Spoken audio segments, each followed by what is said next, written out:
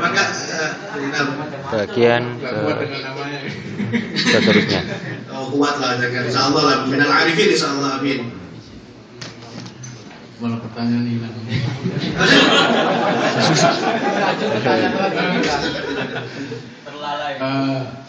Manusia diciptakan menjadi khalifah. Jadi itu ada hubungannya nggak dengan pelestarian lingkungan terus dan lain sebagainya. Tapi kenapa di Indonesia sendiri masalah lingkungan padahal itu mayoritas agama Islam kurang diperhatikan, sehingga banjir atau hutan sampai gundul dan lain sebagainya. Mungkin itu aja pertanyaan kami. Assalamualaikum warahmatullahi wabarakatuh. Waalaikumsalam warahmatullahi wabarakatuh. Pertanyaan yang menarik sekali, masya Allah. Jadi makanya tadi saya katakan kalau sudah kita manusia menjadi khalifah dipilih oleh Allah. Makanya dalam pertanyaan selanjutnya yang belum kita kaji, nah kenapa dalam beragama kita harus mengikuti aturan Allah, kan begitu. Hanya ini adalah akan menjawab pertanyaan dari saudara Zainal Arifin tadi, rekan Zainal Arifin, yang bagaimana apakah beragama ini juga terkait dengan khalifah ini terkait enggak dengan masalah pelestarian lingkungan, pembangunan ekonomi, kan begitu ya, masalah kepemimpinan negaraan. Semua itu adalah merupakan aturan-aturan yang telah diberikan oleh Allah Subhanahu wa taala. Jadi, kenapa kita harus beragama? Tadi sudah jelas, kan begitu. Nah, kenapa dalam beragama kita harus mengikuti aturan Allah? Karena aturan Allah lah yang paling tahu tentang masalah kemaslahatan atau nilai-nilai positif yang ada dalam dunia ini. Di antara itu nanti kita kaji panjang ya pada pertemuan ke depan. Di antara aturan-aturan Allah adalah aturan-aturan yang menjelaskan bagaimana manusia ini mengatur kehidupan lingkungannya. Nabi mengatakan Nabi bersabda dalam hadisnya, antum a'lamu bi umuri dunyakum. Kalian adalah manusia yang lebih tahu dengan urusan-urusan dunianya. Jadi Allah mengajarkan kita bagaimana kita adil, bagaimana kita rahmat dengan lingkungan. Nah, bagaimana cara adil dan cara rahmat dengan lingkungan itu diserahkan kepada kita, kan begitu. Allah Subhanahu wa taala mengajarkan pada kita bagaimana kita mengatur lingkungan kita. Wa sakhkhara lakum ma fis samawati wa ma fil ardi jami'an minhu. Itu surat Al-Jasiyah ya, ayat 13. Allah Subhanahu wa taala menunjukkan kepada kita semua apa yang ada di langit dan di bumi. Menunjukkan bagaimana artinya, bagaimana kita mengolah semua itu sehingga kita bisa menemukan kemanfaatan dalam semua itu. Masalah kelestarian lingkungan jelas masuk dalam agama kita. Buktinya apa? Semua itu telah tersirat dalam tema-tema besar Al-Quran. Contoh, di dalam Al-Quran akan sangat peduli dengan yang namanya flora dan fauna. Flora dan fauna itu bisa kita temukan dalam nama-nama surat. Dan semua itu sebenarnya mengisahkan kepada kita bagaimana kita sebagai seorang muslim benar-benar menjadi seorang muslim yang peduli dengan lingkungan kita. Ada surat namanya apa? Al-Baqarah, peduli dengan namanya hewan. Ada namanya An-Nahl, peduli dengan hewan. Ada surat yang namanya At-Tin, buah tin ya. Itu semua juga mengajarkan kepada kita semua bagaimana kita peduli dengan yang namanya lingkungan. Itu sebenarnya nanti masuk pada Zainal, sebenarnya itu masuk pada nanti kajian kita selanjutnya. Jadi kalau kita sudah tahu apa kebutuhan kita dalam agama, terus kenapa kita harus beragama, lalu bagaimana kita harus beragama, insya Allah nanti lebih luasnya ya Zainal, insya Allah kita akan kaji lagi pada pertemuan yang akan datang, insya Allah. Mungkin pertanyaan terakhir, Ustaz ya? Ya. Silakan. Terakhir boleh silahkan. Assalamualaikum Ustaz. Waalaikumsalam warahmatullahi wabarakatuh. Namanya ya lebih kenal. Tadi saya ada perkenalan diri kan? Sekarang gantian kenalan lah. Nama saya Winarno. Winarno orang Jawa ya? Iya, orang Jawa. Kalau pakai O itu Jawa, kalau pakai A Sunda. Winarno. Kalau di Jawa kan sego, nasi kan. Kalau Jawa Barat sega. Winarno enggak? Ustaz mau tanya tentang Ustaz tadi memberikan tentang keistimewaan yang diberikan Allah kepada kita. Salah satunya adalah di surat At-Tin itu bahwa Allah menciptakan kita dalam keadaan sebaik-baiknya. Kurang jelas bagaimana ulangi?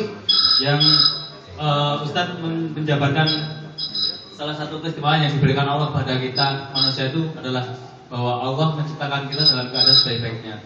Bentuk yang paling sempurna ya. Ya, betul paling sempurna. Terus itu ayat seperti itu bagaimana kondisinya bagi teman-teman kita yang mungkin tercipta kurang sempurna keadaannya itu kayak seperti apa ayat itu bagi kedudukan mereka.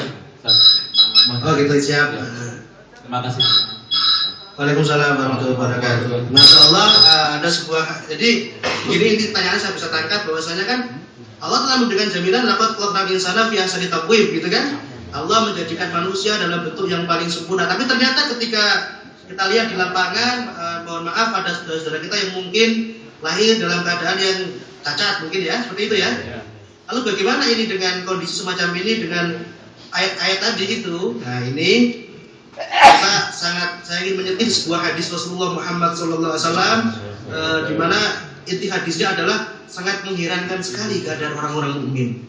Artinya apa yang terjadi dengan orang mukmin itu semua adalah merupakan sesuatu yang membahagiakan bagi mereka. Ketika mereka dapat nikmat kelebihan, kemudian dia syukur kepada Allah, katakanlah diberi kondisi fisik yang masya Allah sempurna, tangannya 2 bukan 3 ya, tangannya 2, kakinya masih sempurna juga 2, matanya masih 2. Ini kan bentuk yang sangat sempurna sekali. Coba kalau mata 3 1 di mana, bingung naruhnya kan? Taruh di belakang repot, di atas nutupin topi kan begitu. Ini bentuk yang sempurna, kemudian dia syukur kepada Allah, maka syukurnya itu menjadi pendekat dia kepada Allah Subhanahu wa taala. Yang kedua, kata Rasulullah masih melanjutkan hadis tadi tentang kondisi seorang mukmin.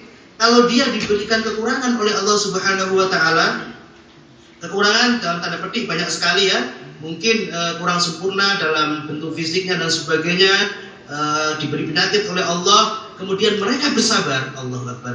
Kemudian mereka bersabar, maka sabar itu menjadi kafarat atau menjadi pelebur dosa bagi dirinya. Artinya sama menjadi media pahala bagi dirinya. Nah, ini hal-hal ini adalah merupakan pada hakikatnya kesempurnaan fisik, meskipun dalam artian kita kurang sempurna, pada hakikatnya adalah kesempurnaan bagi kita. Kenapa? Karena di situ adalah merupakan media kita dari Allah untuk semakin dekat dengan Allah Subhanahu wa taala sebagai penambah pahala kita.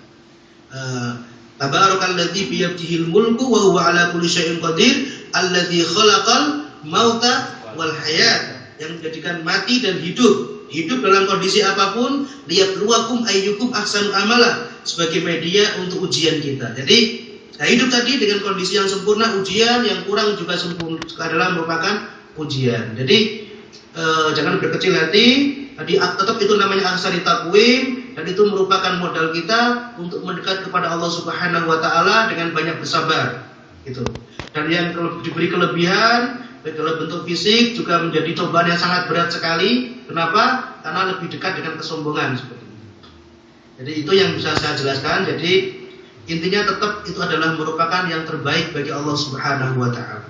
Dari Allah Subhanahu wa taala untuk kita sebagai ujian kita, apakah kita semakin dekat dengan Allah dengan mensyukuri atau sabar dengan musibah yang kita terima, kekurangan yang kita terima, atau semakin syukur dengan kelebihan yang kita terima dari Allah Subhanahu wa taala. Itu Mas, jadi winarno ya. Nah, itu ya. Baik rekan-rekan santri online sekalian, insyaallah itu aja yang bisa kita sampaikan dulu pada pertemuan pagi hari ini. Semoga manfaat dan kumpul kita bersama semakin mendekatkan kita kepada Allah Subhanahu wa taala dan menyambung silaturahmi kami kita semua. Amin Allahumma amin. Wal afu minkum. Assalamualaikum warahmatullahi wabarakatuh. Waalaikumsalam warahmatullahi wabarakatuh. Terima kasih Ustaz atas penjelasannya. Insyaallah untuk minggu depan temanya masih bersambung lanjutan ini atau mungkin ada tema lain? Kita masih melanjutkan tadi kan, kita masih menjadi pijakan awal, yaitu kenapa kita kalau beragama harus mengikuti aturan Allah, tidak bisa membuat aturan sendiri. Nah, ini karena ini masih menjadi fondasi kita sebelum kita nanti mengkaji bagaimana imannya orang yang hanya ikut-ikutan saja, dan bagaimana apakah iman itu harus begini begitu. Lah itu nanti kita lanjutkan pada kajian kita yang ke depan insyaallah. Tapi kita bangun dulu fondamennya, fondasinya, kenapa kita beragama harus mengikuti aturan Allah. Oke, terima kasih Ustaz. insya Allah kita akan ketemu lagi minggu depan. Dan kalau ada Pak Dwi, ya gimana? di kita kan ada program ini SMS Tauhid. Ya. Kemarin ada saran katanya boleh nggak kalau misalkan ada sekitar 50 orang kita buat grup di WhatsApp. Jadi kan setiap hari tuh suka ngirim ini BBM ke teman-teman di Darut Tauhid. Nanti konten-konten ini kita bagikan juga ke teman-teman yang ada di Korea sana. Nanti kita buat grup SMS Tauhid di Korea Selatan gitu. Terus nanti nomornya dari SMS Tauhidnya? Ya nanti nanti Pak Sri kirim ke Pak Dwi ya. Oh iya. Nomornya. Ya. Soalnya kemarin saya sudah menawarkan itu ke Alkif, Ya. tapi katanya masih lewat Facebook aja kan belum bisa kan lewat Facebook gitu. Ya. Kalau sudah bisa alhamdulillah. Ya boleh. Paling nanti kita siapkan juga pemateri yang fikih rencananya. Jadi nanti pembagian gimana? Apakah akidah terus tiap minggu apa diselang-seling gitu? Kalau memang ada. Ini aja ya tiap minggu. Sekarang minggu berapa? Tiap minggu kedua aja ya, minggu genap ya. Nanti untuk Ya karena kan berseri ya, sayang kalau misalkan terlalu lama. jadi maksudnya untuk akidahnya tiap minggu genap terus untuk Yang kajian fikih gitu. maksudnya apa yang tiap minggu ganjil atau diselesaikan masalah kita terus gitu atau selang-seling gitu maksudnya? Untuk apa ya? Untuk ya biar ilmu kitanya lengkap, akidahnya ada, fikihnya juga ada gitu. Nanti kan biasanya fikih juga banyak pertanyaan, banyak ilmu juga yang harus kita pahami biar akidahnya yang tadi yang saya sampaikan, segi keimanannya makin yakin ke Allah, dari segi ibadahnya kita sempurna gitu. Berarti nanti dirangkai dalam satu pertemuan gitu.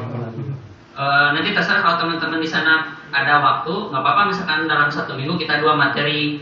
Kalau misalkan waktunya sempit, 1 minggu 1 materi gitu aja. Nah, nanti bisa diatur mungkin kalau dirangkai mungkin akidahnya mungkin disampaikan 1 jam terus untuk masalah fikihnya dilanjutkan 1 jam dalam satu waktu gitu mungkin bisa. Boleh silakan ya. Ya, Oke. kalau kita sih intinya menyesuaikan dengan waktu teman-teman di luar ya, karena mencoba memfasilitasi lah. Jadi mungkin bisa kalau dimulai jam 10 nanti sampai jam 12 gitu mungkin. Kalau maksudnya jam sini, kalau jam itu berarti jam 8 sampai jam 10 kurang lebih. 10. Ya. Ya. Oke, terima kasih Mas ya.